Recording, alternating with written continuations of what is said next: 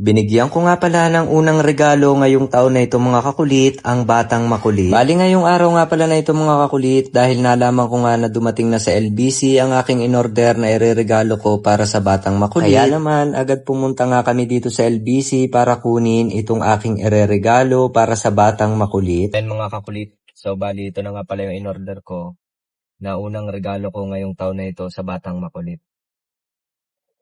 So, halos 10 days din ako naghintay bago dumating to dito sa amin. So, ngayon, titingnan natin. Ito na nga ba yun?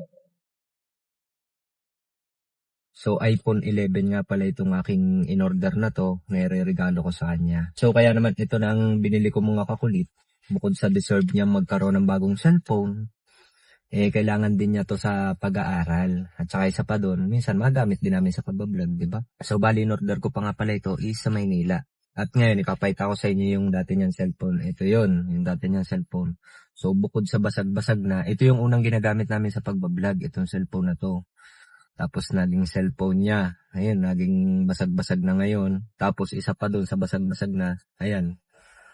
Tanggal na yung LCD niya, humaangat na talaga. Tapos hindi na siya nabubuhay. Halos 7 years na to. Cellphone na to. Kasi ito yung kauna namin cellphone. Ngayon, para may twist, syempre, ipaprank muna natin. Itong bago niyang cellphone, hindi ko muna ibibigay. At ang ilalagay ko dito sa iPhone box niya, itong luma niyang cellphone. Yan. Ay, sikip. Hindi ka siya. Pero okay na yan. Basta ito muna ilalagay natin. Ayan. Tapos, syempre, prepare natin ang maayos. Ito, hindi ko muna ito bibigay. Tatago ko muna. Okay, malaman natin kung anong magiging reaction niya sa kanyang bagong cellphone. O, diba? So, syempre mga kulit, di naman ako nang hinayang na bilhan siya ng bagong cellphone na kahit iPhone 11 lang yung binili ko sa kanya. Kasi, alam ko at alam nyo na deserve niya ang magkaroon ng ganito. Kasi bukod sa napakabait, masipag mag-aral, at saka, syempre, napakabait na bata talaga. So, ngayon, nandyan siya sa loob ng aming kwarto kasi nilalagnat nga siya. Medyo masama ang pakiramdam, inuubo. Tapos, ilang araw na siyang masama ang pakiramdam. So, nandyan siya ngayon sa loob. Hello? Ano, mahilig ka na? Ha? Pati yung ano yun. Yung bag yun. Ano, mahilig ka na? Ha? Pero ka na, maigi ka na. Halika dito, dali. Halika dito. Meron akong munting regalo sa'yo. Ha? Dito ka. Meron akong munting regalo sa yung sibling regalo. Alam kong deserve mo to kasi mabait kang bata, tapos masipag mag-aaral. Tara! Ano? Wow! Tingnan. In-order ko pa yan para sa'yo. Ano yan? Wow! iPhone 11. Tara! Anong laman? Tingnan mo, dali. Anong laman? Ipakita mo kung anong laman. Hindi mo pala nagugustuhan yung regalo ko sa'yo eh. Oh. Opo? Alin yan? Anong cellphone yan? Opo. Kaninong cellphone yan? Sa akin. Yung dati na cellphone.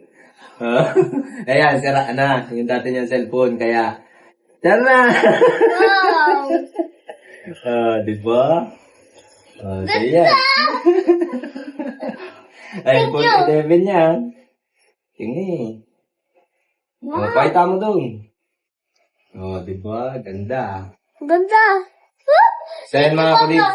So bali, dahil yung kanyang dating cellphone ay sira na, ayan. Kaya binila natin siya ng bago.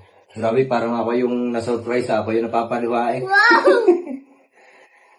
Thank you! Ayan. Yan ay magamit mo sa pag-aaral at syempre magamit mo rin pag minsan sa pagbablog. Kaya ito lang payo ko, ang cellphone dapat may limit ang paggamit. Yung kailangan mo lang gamitin sa kakalamat may cellphone. Hindi yung araw-araw, oras-oras ka nagse-cellphone. Dapat hindi ganon. So, dapat may limit ang paggamit ng cellphone. Kung kailangan lang, saka lang gamitin. So, diba? So, yan mga kulit, yan ang reaksyon ng batang makulit sa regalo natin sa kanya. So, syempre, nagpapasalamat daw sa inyo mga kakulit. Hindi ko mabibili ito kundi dahil sa suporta nyo. Kaya, ayan, may bagong cellphone na iPhone 11 ang batang makulit. Gusto mo ba ng sorpresa? I-check mo na ang comment section. PH Fortune, nasa comment section ang link. So, mamimili ako na mabibigyan natin ng bonus sa mga magre-register at magde-deposit. Basta i-screenshot nyo lahat, i-send sa comment section, kasama ang GCash number.